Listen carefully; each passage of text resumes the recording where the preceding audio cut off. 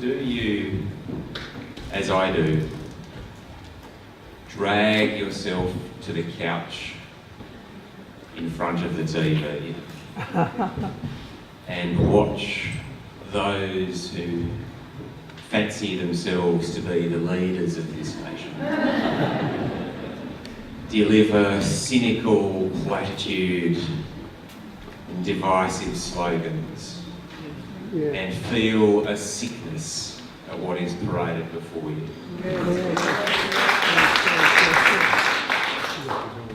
And did you fight to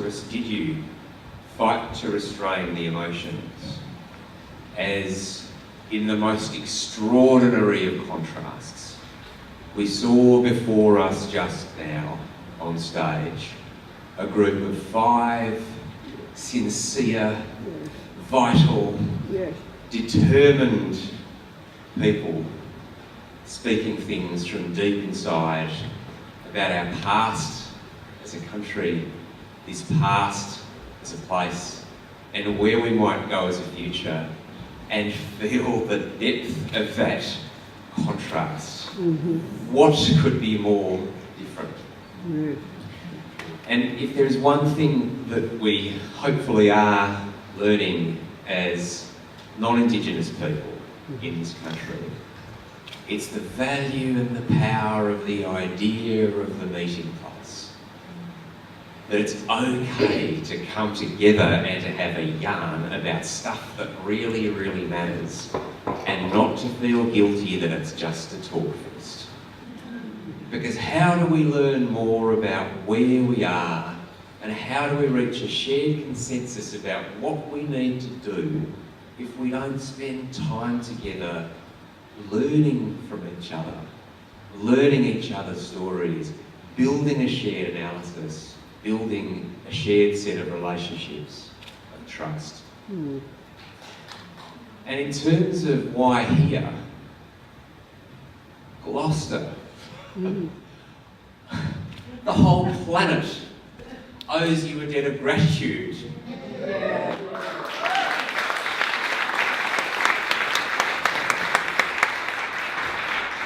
In the most profound way, because while you told this story of your love of place, and the case that you took before the court was built on this love of place and of community and of your gathered sense of being that community, the echo of the decision is a principle that applies across the planet. The first person who retweeted a thing I said this morning about being here is a political advisor in Athens. Because you have said, and have got a court to say, that there are things that are more important than coal. And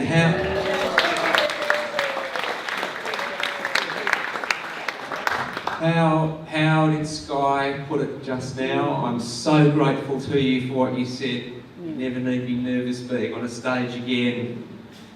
It's about safety for my children. Mate, that's why I work for Greenpeace.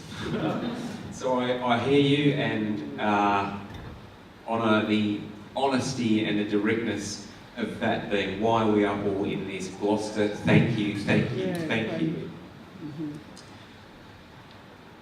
So such a profound honour to be here, and to be here to talk about this, Australia reMADE.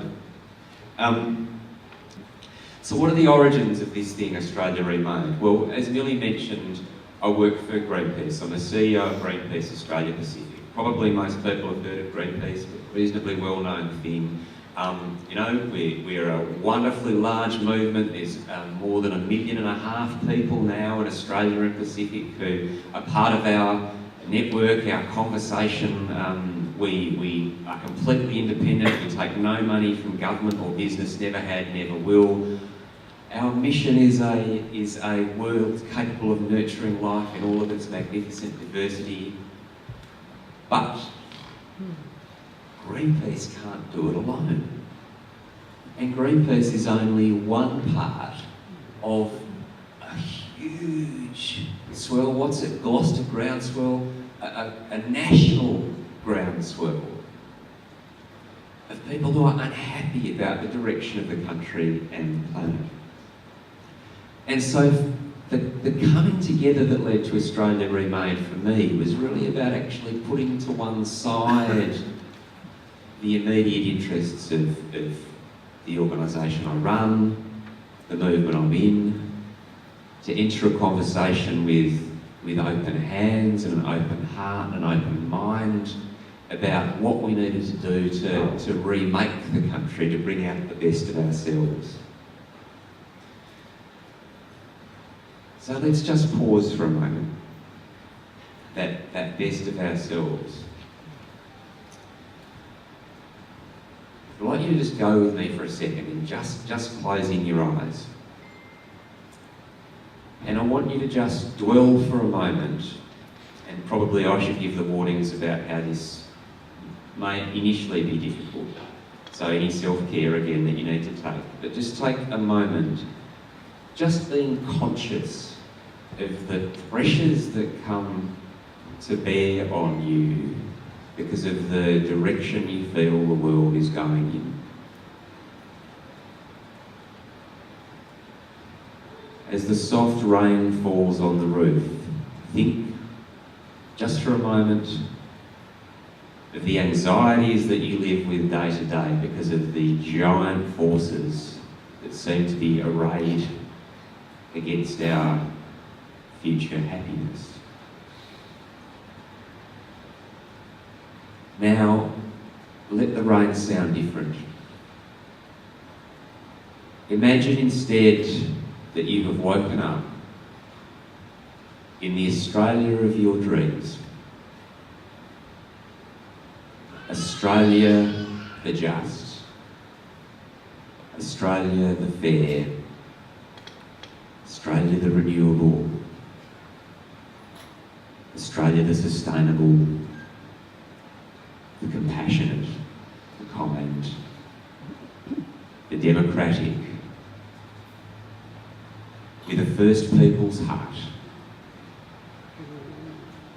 Imagine how different that feels to wake up. You talk about embodied energy. Imagine how that feels different bodily.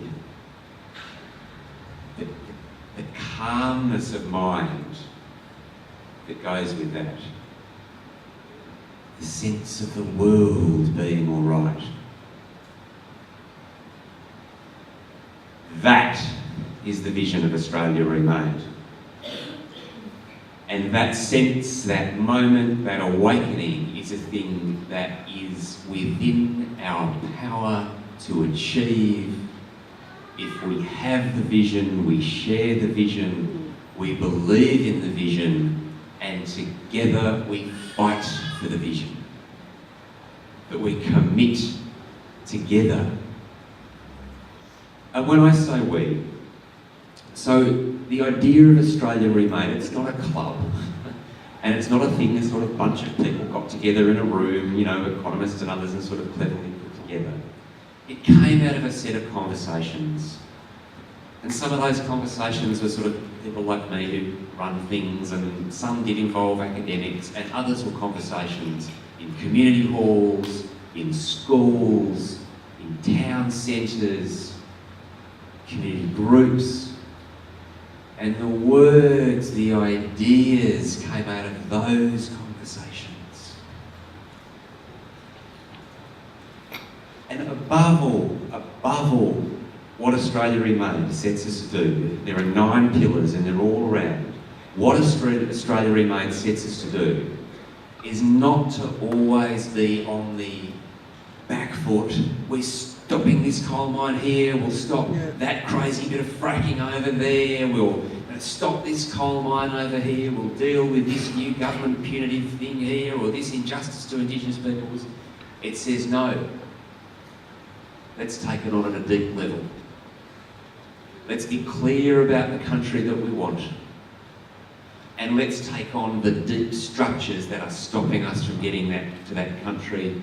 We want a transformative vision, and one that lifts all of our searches for justice and sustainability all at the same time, and does it from a foundation of love